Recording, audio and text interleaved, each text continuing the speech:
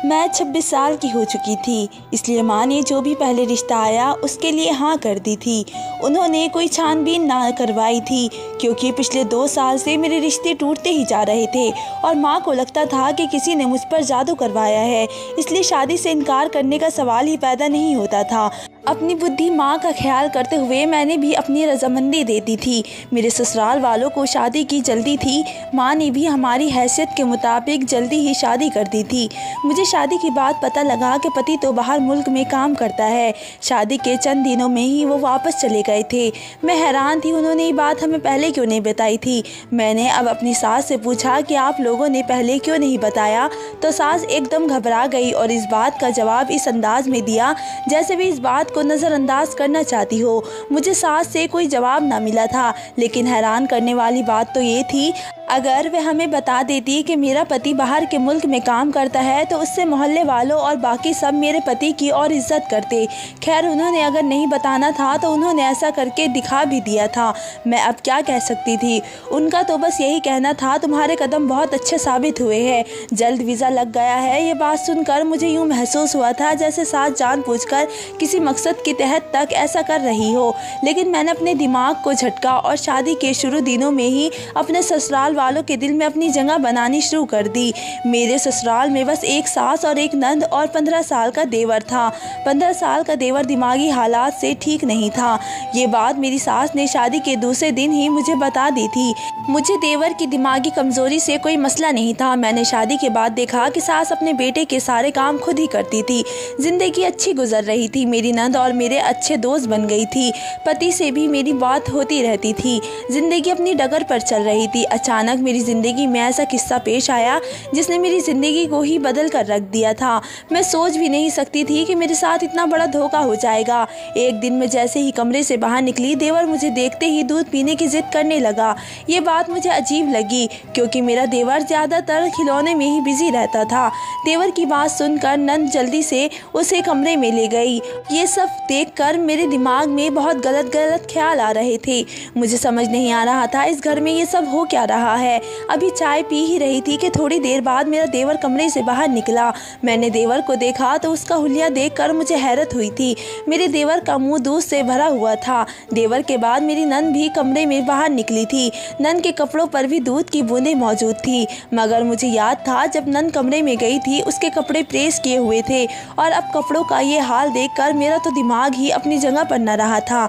माथे पर पसीने आ रहे थे। मैं बस अपनी नंद को देखती जा रही थी। सास मेरे करीब आकर कहने लगी कि बहू क्या हुआ, किन सोचों में गुम हो। नहीं माँ, कुछ नहीं, बस ऐसे ही घर की याद आ रही थी। मैंने जल्दी से बहाना बनाया और सास को टाल दिया। अब मैं सास से उसकी बेटी और बेटे की शिकायत तो लगाने से रही। सास ने फिर मुझे बातों में लगा दिया। मैं अपनी नंद की इस अजीब हरकत को तकरीबन भूल ही गई थी। काम की मसरूफियत ने मेरा दिमाग उन तमाम सोचों से भटक दिया था। ऊपर से मैं भी काफ़ी सेहतमंद थी, इसलिए काम करते करते पसीने छूट जाते थे।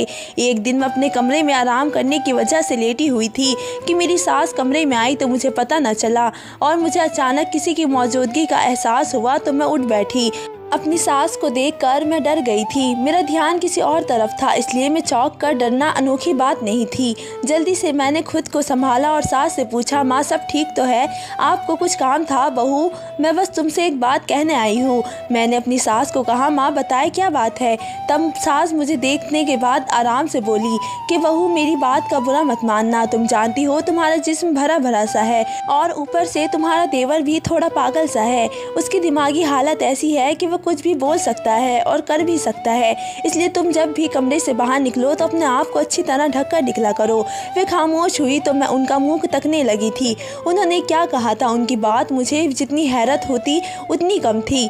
अगर वे पागल था तो उसे अस्पताल में दाखिल करते, लेकिन खैर सास की बात इतनी ना बुरी थी। मुझे वाकई ख्याल रखना चाहिए था।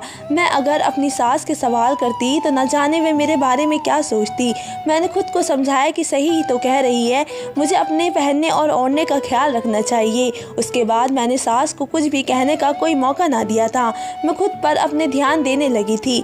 मैंने महसूस किया था कि सास अब काफ़ी भरोसेमंद नजर आने लगी थी। एक दिन नंद और सास बाजार गई हुई थी। देवर सहन में बैठा क्रिकेट खेल रहा था। अचानक देवर की चीख की आवाज़ से मैं भागकर सहन में चली गई, मगर बाहर का मंजर देखकर मेरे होश उड़ गए, क्योंकि देवर उस वक्त गीले कपड़ों में था और ज़ोर ज़ोर से चीख रहा था। देवर इस वक्त पूरा पानी से भीगा हुआ था। मैं परेशान का शिकार थी कि क्या करूं। तभी अचानक देवर को ज़ोर ज़ोर से चीख आने लगी। मौसम के बदलाव की वजह से शायद देवर को ठंड लग रही थी। जल्दी से तौलिया लेकर आई और देवर की तरफ बढ़ा दी, मगर देवर इस वक्त चीखने में बिजी था। मैंने थोड़ी देर सोचा कि वह तो पागल है, लेकिन मैं तो बिल्कुल ठीक थी और सास भी घर पर मौजूद नहीं थी। ऐसे में उसका ख्याल मुझे ही रखना था। मैंने तौलिया देवर के ऊपर डाल दिया था, लेकिन देवर ने मेरा हाथ पकड़ लिया। मैं तो उसकी इस हरकत पर घबरा गई थी। मैंने जल्दी से अपना हाथ देवर की गिरफ्त से छुड़ा लिया। मेरी सास और नंद भी वापस आ गई थी। मेरा हाथ अभी तक देवर की गिरफ्त में था, जैसे मैं छुड़वाने की कोशिश में लगी हुई थी। न जाने उसमें इतनी ताकत कहाँ से आई थी कि उसने इतनी ज़ोर से मेरा हाथ पकड़ रखा था। मेरा तो सांस फूल चुका था। सास ने आते ही मेरी तरफ देखा और आगे बढ़कर जल्दी से देवर के हाथ से मेरा हाथ छुड़वाया।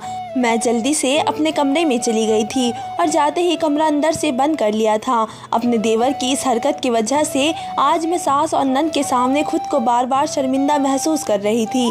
कमरे में जाकर मैं गहरी सांस लेते हुए वे सब सोचने लगी जो देवर ने मेरे साथ किया था। मुझे समझ नहीं आ रहा था कि मैं क्या करूं। जो कुछ हुआ था अब मैं उसे कैसे देवर को कसूरवार ठहराती, जबकि मैं जानती थी कि देवर को दिमागी मसला है। मैं अपने बेड पर बैठी अपने आप को देख रही थी कि सास मेरे कमरे में दाखिल हुई। मैंने सास को देखा तो फौरन कहा, माँ। वह सब मेरी सास ने मेरी बात काट दी और बोली, बहू मैं जानती हूँ बाहर जो कुछ हुआ है वह सब तुमने जानबूझकर नहीं किया। मुझे सास की बात से कुछ हौसला मिला था। सास ने बहुत दुखी होकर कहा, बहू मेरा बेटा पागल नहीं है, बस ये दिमागी तौर पर थोड़ा कमज़ोर है। तुम उसकी किसी बात पर बुरा मत मानना और दिल पर ना लेना। मेरा बेटा बहुत मासूम है, उसको अपने आप का ख्याल नहीं है। अगर कभी कुछ कर दे तो तुम इसे गलत ना समझना। सास की बात सुनकर मैं अपनी जगह खामोश हो गई थी। अब सास को और क्या कहती। मुझे तो देवर से अजीब सी बेचैनी होने लगी थी और अब सास ने कुछ कहने से ही मना कर दिया था। मैंने अपनी तरफ से उनको हौसला दिया था और कहा था कि मैं दोबारा नहीं मानूंगी, लेकिन मैंने सोच लिया था कि मैं देवर से दूर ही रहूँगी और उसके सामने कम ही जाऊँगी। अगले दिन मेरा देवर सहन में बैठा खेल रहा था। मैं पहली मर्तबा देवर को गौर से देख रही थी। देवर अच्छी हेल्थ का था, इस बात में कोई शक नहीं था कि देवर एक बहुत ही खूबसूरत मर्द था। मैं उसे इतनी गौर से देख रही थी कि अचानक ही देवर ने जब मेरी तरफ देखा तो मेरे पास आकर वह एक फिर से दूध की पीने की जिद करने लगा। मुझे बात बात पर बहुत ही अजीब लगी थी और शर्म भी महसूस हुई थी। भला अब उसकी उम्र थी कि मैं उसे फीडर में दूध देती।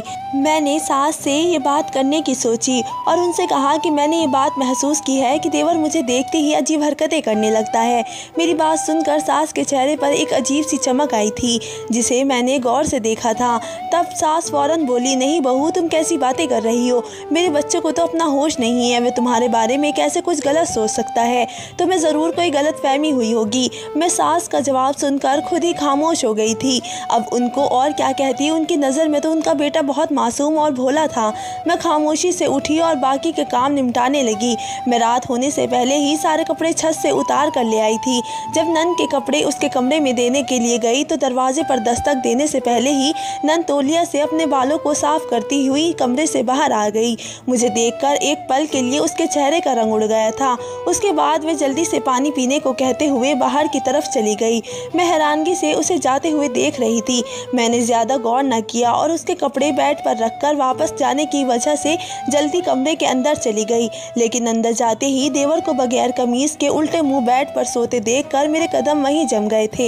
ये देखकर मेरे तो पसीने छूट गए थे। मैंने जल्दी से अपने कपड़े वहीं रखे और बाहर की तरफ भाग के सामने से आती हुई अपनी नंद से टकरा गई। मेरे चेहरे के उड़े रंग को देखकर नंद बिल्कुल चुप खड़ी थी, उल्टा मुझ पर ही बरसने लगी और कहने लगी, भाभी आप देखकर नहीं चल सकती क्या। उसकी बात पर मैं और घबरा गई थी। उस वक्त मेरा दिमाग काम करना बंद कर चुका था। जब तक होश आया तो नंद का जवाब सुनकर हैरत हुई, क्योंकि इससे पहले नंद ने मेरे साथ कभी इस लहजे में बात नहीं की थी। मेरे लिए नंद का ये रवैया और उसके कमरे में जो कुछ भी मैंने देखा वह बहुत ही अजीब था। मुझे बातें सुनाकर मेरी सुने बगैर नंद अपने कमरे में चली गई और दरवाज़ा मेरे मुंह पर बंद कर लिया। मैं दिन भर की थकी हुई थी, ऊपर से जिस हालत में देवर को देखा था उसकी वजह से डर महसूस करते हुए मैं सोचते सोचते ही सो चुकी थी। रात को न जाने कौन सा वक्त था, मुझे नींद में खुद पर किसी बोझ का एहसास हुआ तो मैंने जल्दी से आंखें खोल दी, मगर अंधेरा होने की वजह से मुझे कुछ नज़र नहीं आ रहा था। तभी मुझे अपनी गर्दन पर किसी की उंगलियों की चुभन महसूस हुआ। मैंने चिल्लाते हुए उसे खुद से दूर करना चाहा। कुछ देर बाद मुझ पर से वज़न कम हुआ तो मैं उठकर दरवाजे की तरफ भागी। दरवाज़ा खोलकर सास के कमरे का दरवाज़ा बजाने लगी। जल्दी सास ने दरवाज़ा खोल दिया और हैरानगी से मुझे देखने लगी। मेरा जिस्म पसीने से तर था। मैं भागकर अपनी सास के गले लग गई और रोने लगी। शोर की आवाज़ से नंद भी कमरे में आ गई थी। मुझे सास ऐसी हालत में देखकर घबरा गई थी और बोली कि बहू क्या हुआ है, कोई बुरा ख्वाब देख लिया है? मैंने अपनी सास से कहा माँ मेरे कमरे में कोई था। ये कहते मैं रोने लगी, जबकि सास ने हैरानगी से मुझे देखा और कहा बहू तुम क्या कह रही हो? रात के 2 बजे कौन तुम्हारे कमरे में आएगा? क्या बोले जा रही हो? तुम्हारा पति यहाँ नहीं है और तुम्हारा देवर इस काबिल नहीं है तो कौन आ सकता है भला? सास ने कहा वहाँ जाकर देख लेती हूँ। जैसे ही सास ने कमरे का दरवाज़ा खोला तो मेरी तो हैरत से आंखें खुली की खुली रह गई। कमरे की बत्ती जल रही थी और बेड पर एक सिलवट तक मौजूद नहीं थी। बस यहाँ मैं सोई थी, वहाँ एक जगह सिलवट हो रही थी। माँ मेरा यकीन करे मेरे कमरे में कोई था। मेरी बात सुनकर सास ने एक नज़र ननद को देखा और बोली अगर यहाँ कोई था तो तुम बताओ कौन था? क्या तुमने उसे देखा था? मैं अपनी सास को देख रही थी जो कि इस वक्त गुस्से में लग रही थी। मैंने कुछ कहना चाहा कि उसी वक्त नंद बोली भाभी लगता है आपने कोई ख्वाब देखा है। मैं तो चुपचाप खड़ी थी। तब सास बोली बेकार से ख्वाब की वजह से तुमने मेरी नींद खराब कर दी है। अब आराम से जाकर सो जाओ और हमें भी सोने दो। मैं खामोश खड़ी उनकी बातें सुन रही थी। माँ और नंद कमरे में चली गई तो मैंने अपने कमरे का दरवाज़ा अच्छे से बंद कर लिया, लेकिन खिड़की पर नज़र पड़ी तो वहाँ कोई साया सा नज़र आया। गौर करने पर देखा तो उसी वक्त कोई वहाँ से भागा था। मैंने जल्दी से खिड़की के पास गई तो मेरे पैरों तले ज़मीन निकल गई, क्योंकि दूसरी तरफ नंद खड़ी थी तो वो नंद का कोई आशिक था जो इससे मिलने आया था और गलती से मेरे पास आ गया। क्या ये सब कुछ मेरे साथ ही मुझे परेशान करने के लिए किया जा रहा था? मुझे तो कुछ समझ नहीं आ रहा था कि ये सब क्या हो रहा है। पूरी रात मैंने कांटों पर गुजारी थी। अगली सुबह मेरी नंद खुशी खुशी अपने कमरे से बाहर आई और हमारे साथ नाश्ते में बैठ गई। मुझे नंद का रवैये में कोई भी बदलाव महसूस न हुआ था। अचानक मुझे न जाने क्या सोचा कि मैं सास से बोली कि माँ कल रात मैंने साथ वाले कमरे की खिड़की से किसी मर्द को बाहर जाते हुए देखा था। मेरी बात सुनकर मेरी सास को करंट लग गया था। सास ने कुछ पल ठहर कर कहा बहू क्या कह रही हो? मैंने कहा कि माँ वहाँ कल रात। अभी मैं कुछ और कहती कि सास बीच में बोल पड़ी कि साथ वाला कमरा तुम्हारी नंद का है और तुम मेरे हिसाब से मेरी बेटी के करैक्टर के बारे में ये सब कह रही हो। मुझे तो सास की कुछ समझ नहीं थी। पहले देवर के बारे में, अब वे सब कहना कि वे जो भी करे उससे मना ना करो। इसके बाद देवर को अपनी हद से बढ़कर मेरे करीब रहना और कल मेरे साथ जो हुआ उसके बाद नंद के कमरे से किसी मर्द का जाना। मुझे तो सब समझ आ रहा था। न जाने सास की अकल पर क्या पर्दा पड़ गया था कि वे सब कुछ समझते हुए भी अनजान बन रही थी, बल्कि सास तो उल्टा मुझ पर बरस पड़ी। मैं नज़र झुकाकर बैठी रही, क्योंकि उस वक्त कुछ भी कहना अपने पैरों पर कुल्हाड़ी मारने के बराबर था। मुझे बोलने के बाद एहसास हुआ था कि मुझे सास से बात करनी ही नहीं चाहिए थी, मगर जो होना था वह तो हो गया था। नंद एक कोने में बिल्कुल खामोश खड़ी थी। मुझे लगा शायद नंद कुछ कहेगी, लेकिन वह तो बिल्कुल खामोश रही थी। मैं भी खामोशी से वहाँ से उठकर कमरे में चली गई। थोड़ी देर के बाद सास और नंद घर से बाहर चली गई। मुझ में उनसे कुछ भी पूछने की कोई हिम्मत नहीं थी। देवर घर में ही था। उससे पहले मुझे देखकर वह भी कोई फरमाइश करता। मैं जल्दी से अपने कमरे का दरवाज़ा बंद करके बैठ गई। काफ़ी देर गुजरने के बाद सोचों में गुम मेरी नज़र जो खिड़की से बाहर गई तो सास और नंद किसी मर्द के साथ खड़ी बातों में मसरूफ़ थी। मुझे उनकी बात करने के अंदाज पर कुछ शक हुआ था। मैं दबे पाँव कमरे से बाहर निकली और जल्दी से चादर लेकर सास और नंद को छुपकर दूसरी तरफ दीवार के पास खड़ी होकर उनकी बातें सुनने लगी। और जो बात उनके बीच चल रही थी वह सुनकर मैं उल्टे कदम वापस अपने कमरे में भाग आई और दरवाज़ा अंदर से बंद कर लिया। मैं लंबे लंबे सांस लेने लगी। मेरा दिल बहुत तेज़ धड़क रहा था, क्योंकि मैं न जाने उनकी किस साजिश का शिकार होने वाली थी। अचानक कमरे का दरवाज़ा तेज़ तेज़ बजने लगा। मैं जल्दी से बेड पर जाकर लेट गई और जाहिर किया जैसे मैं सो रही हूँ। सास कमरे की दूसरी चाबी का दरवाज़ा खोल कर कमरे में आ गई। मेरी आंखें बंद थी। थोड़ी देर खड़े रहने के बाद शायद जब सास को यकीन हो गया कि मैं सो रही हूँ तो वह दरवाज़ा वापस बंद करके चली गई। मैंने जल्दी से आंखें खोली। मुझे यकीन था मेरी सास इस बात को यकीन करने ही आई थी कि मैं सो रही हूँ या नहीं। शायद उनको महसूस हो गया था कि किसी ने उनकी बातें सुन ली है। मुझे अब सारी कड़ियाँ मिलती हुई नजर आ रही थी। मैंने सोच लिया था अब देवर और सास का राज जानकर ही रहूंगी, लेकिन मुझे कुछ खबर ना थी कि इस सच से मुझ पर कयामत गुजरने वाली थी। अगले दिन तो देवर ने हद पार कर दी। वे मेरे करीब आकर उससे पहले मुझे हाथ लगाता मैंने उसे धक्का दे दिया और वापस कमरे में भाग गई। अब मुझे उस घर में रहना बहुत मुश्किल लग रहा था। पति भी मुझसे कांटेक्ट में नहीं था कि उसे कुछ कह सकती। मेरा मायका भी दूर था और सास तो कभी मुझे अपने घर ना जाने देती थी। मैं अगले दिन खरीदारी का सोचकर घर तैयार होकर सास के साथ मार्केट चली गई। वापस पर नन मेरे लिए खास चाय बनाकर कमरे में ले आई तो मैंने चुपके से चाय गिरा दी। थोड़ी देर बाद बाहर से अजीब आवाज आने लगी। मैंने काफी दिनों से नोट किया था जब नन चाय बनाती थी मुझे नींद आ जाती थी और मैं सो जाती थी। आज इसलिए मैंने चाय नहीं पी थी। मैंने अजीब आवाज सुनकर जब बाहर जाकर देखा तो देवर नन के बहुत करीब सोफे पर चिपक कर बैठा था और नन के साथ अजीब अजीब हरकतें कर रहा था। थोड़ी देर बाद सास ने नन से कहा जाकर देख जरा दवाई ने अपना असर किया या नहीं। अब तक वह बेहोश हो गई होगी और मुझे आवाज दे देना। मैंने जब सास की बात सुनी तो जल्दी से सोफे से ही लेट गई। नन कमरे में आई तो मुझे बेहोश समझकर बेदर्दी से मेरा मुंह अपने हाथों में गिरफ्त में ले लिया। तकलीफ के बावजूद भी मैंने आंखें नहीं खोली।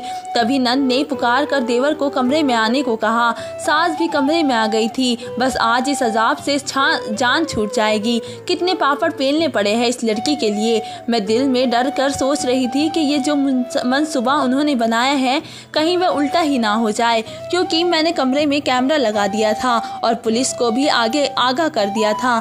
क्योंकि सास और नन की अजीब हरकतों को देखते जब पड़ोसियों से उनके बारे में बातें सुनी तो मेरी रूह कांप गई थी कि वे लोग इतने करीबी रिश्तों को कैसे बदनाम कर रहे थे। इससे पहले मेरा देवर मुझे हाथ लगाता मैंने अचानक आंखें खोल दी और देवर के मुंह पर खींचकर थप्पड़ दे मारा। इससे पहले वे लोग मेरे साथ कुछ गलत करते पुलिस ने आकर उन सबको गिरफ्तार कर लिया था। पुलिस ने उन लोगों को और मेरे पति को, जो कि दूसरे मुल्क में नहीं बल्कि दूसरे शहर में था, इससे भी अपनी हिरासत में ले लिया था। गिरफ्तारी पर उसने गुस्से में आकर मुझे तलाक दे दी थी। वे लोग कोई माँ बेटा नहीं था बल्कि एक उनका गैंग था। वे लोग शादी के बाद ऐसे ही एक लड़के को देवर बनाकर मासूम लड़कियों की जिंदगी बर्बाद करवाते थे और जो लड़की उनके झांसे में आकर फंस जाती थी फिर उसे ब्लैकमेल करके उनसे ज़बरदस्ती मुड़कर उनकी तरफ ना देखते थे। और मैं अपने घर चली गई थी। मेरी माँ ने 2 साल के इंतज़ार के बाद मेरी दोबारा शादी करवा दी थी। इस दौरान माँ को बहुत सारी परेशानियों का सामना करना पड़ा था, क्योंकि तलाकशुदा होने की वजह से सब मुझे ही गलत समझते थे। लेकिन माँ के गांव के दोस्त जब भी उनसे मिलने आई तब उन्होंने सब जानने के बाद माँ से मेरा हाथ मांग लिया था। उन्होंने भी पहले बहू शहर से लाई थी जो कि आज़ादी के नाम पर तलाक लेकर चली गई थी। मैं शादी से भी बहुत डर गई थी क्योंकि मेरा पहला तजुर्बा बहुत बुरा गया था। लेकिन शादी के बाद अपने पति का रवैया देखकर मुझे यकीन हो गया था कि इस दुनिया में अगर बुरे लोग हैं तो अच्छे लोग भी मौजूद हैं। बस सबसे यही गुजारिश है कि पैसों की चकाचौंध देखकर अंधाधुंध रिश्ते ना कर दिया करे, बल्कि सही वक्त का और सही लोगों का चुनाव करे। सबको यही राय दे। धन्यवाद दोस्तों।